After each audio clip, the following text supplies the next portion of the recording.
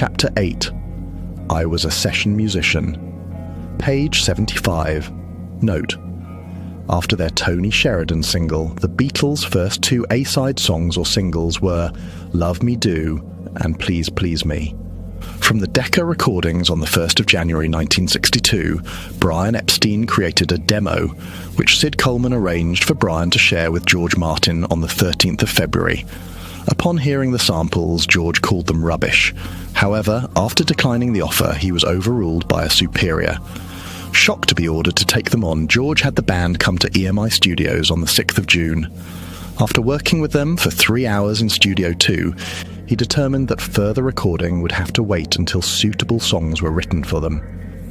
The first song offered to them, which George planned to be their first hit, was How Do You Do It? To teach the song to the lads before their next recording session, George made a demo and had it delivered to them. It was recorded by Barry Mason, backed by the Dave Clark 5. Later, Bill also made such demos for them. On the 4th of September, the band returned to EMI. They rehearsed for 3 hours in the afternoon with Ron Richards in Studio 3. Ron taught them 5 new songs, including Love Me Do and Please Please Me.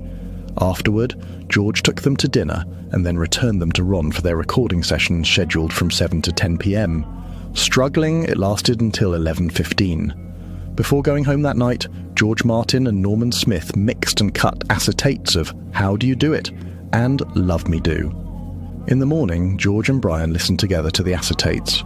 The vocals were weak, the guitars lacked precision, the inventive drumming was distracting, and How Do You Do It could not measure up to the demo. George was ordered to work with the band directly to proceed as if Ron's recordings never existed, and to record their first hit single on the 11th of September. Besides that date already having historical military significance, it was also Teddy Adorno's birthday, and was exactly 1 month before the opening of the Second Vatican Council, giving the Beatles a 1-month head start. Page 77. Note: William's title, The Man with 1,000 Voices, was borrowed from Mel Blanc, the voice of Bugs Bunny, and many other cartoon characters from Looney Tunes, Merry Melodies, and Hanna-Barbera.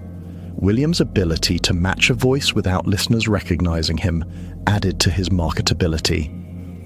Additionally, his proficiency with many instruments and his understanding of music gave him the gifted ability to improve songs spontaneously. His session musician work before joining the Beatles established the practice that continued long afterwards, as he spontaneously helped countless recording artists, especially in Studio 2. The general public is taught to give session musicians less respect than the big names on the radio. However, in reality, the writing and performing skills of session musicians generally surpass those of celebrities, who are mostly paid to present an image and voice. The early Beatles are no exception. They played well enough for screaming fans, but did not have the position or expertise characterized by the expert playing on their albums. While the Beatles were getting by with a lot of help from friends in Great Britain, the same business methods were used in the United States, especially among the Laurel Canyon crowd. The Wrecking Crew, as they were informally called, was a loose collective of session musicians whose great talents were used to create thousands of studio recordings in the 1960s and 1970s, including several hundred top 40 hits. The public would not recognize their names or faces, but know their music very well. They are one of the most prolific session recording units of all time. Page 78. Note: as part of the humour, when William dressed up as Vivian, he sometimes wore oversized fake teeth. That was fun and easy, however. Matching Paul required shifting and filing teeth, along with other extreme measures. In practically every detail possible, William was required to become Paul. Chapter 9. Playing with the Bonzos. Page 83. Note: the existence of objective reality is debatable. Humans operate in subjective realities created by their thoughts. By controlling what people think, such as by controlling news stories and internet search results, master manipulators plant their intended reality into the minds of those who are attuned to the programming. In the absence of opposing narratives, the masses collectively adopt whatever reality they receive. Whoever controls the media controls the minds. Jim Morrison. of those consensually programmed. The Memoirs of Billy Shears, the unofficial memoirs of Paul McCartney, and the lyrics. 1956 to the present, the official memoirs of Paul McCartney, cover the same historic period in such opposing detail that each creates its own reality or fantasy. The unofficial memoirs' rejection of the media imposed reality, and the full acceptance of it by the official sanitized history set each perspective as a fictional alternate reality to the other. The reality of each is the other's fantasy. The healthiest reality lies somewhere in between the pillars. Page 86. Note.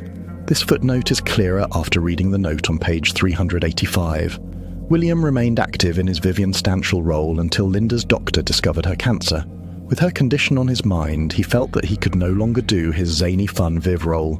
With Linda's impending death, William decided to retire the Vivian role to kill off that fictional persona.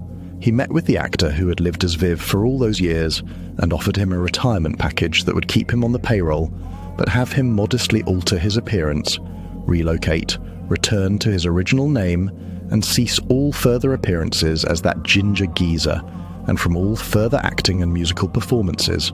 The 51-year-old actor living as Vivian flatly refused William's offer of retirement package, saying, "Over my dead body." He said that he had built his life and family around that character and would never give it up with or without William's money. He had so integrated his life story into his Vivian role that giving up that position would have felt like a death to him. On 5th March 1995, after further discussion of the retirement proposal, Vivian, who often battled anxiety or depression with excessive alcohol, drank until he passed out. In his drunken stupor, he could not awaken himself that night when an electrical fire broke out in his top-floor flat in Muswell Hall, North London. To William's astonishment, the next morning, on the 6th of March, before resolving the retirement matter, the Vivian actor was found dead.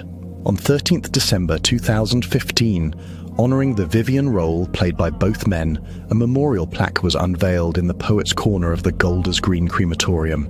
Vivian's plaque is also near the remains of Keith Moon, drummer for The Who. Keith, on 7th September 1978, had spent the evening out with Paul and Linda a few hours before dying from an overdose of heminiverin, used to treat alcohol withdrawal. On the 26th of January 2018, Vivian's widow, Kai Earth Longfellow Stanshall, published a book about the actor, comparing his life story or her creative innovation to a fairy tale by the Brothers Grimm. She titled it The Illustrated Vivian Stanshall, a Fairy Tale of Grim Art. She explains, "The Illustrated Vivian Stanshall is not a biography. It's not exactly a memoir. I pulled punches, but not all of them. Some things need saying, some don't. Saying enough about Vivian is never enough. None of this is true. It's all true."